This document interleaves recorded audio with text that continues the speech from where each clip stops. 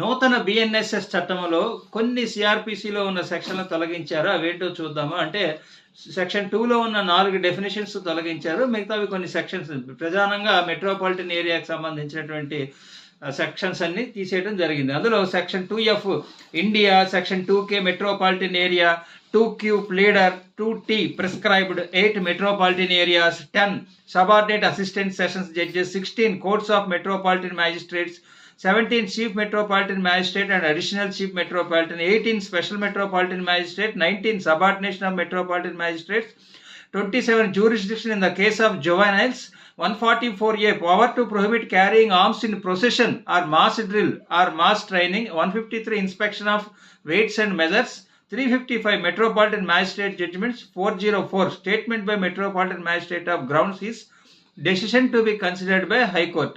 మేజర్గా మెట్రోపాలిటన్ ఉన్నా కూడా ఇంపార్టెంట్ కొన్ని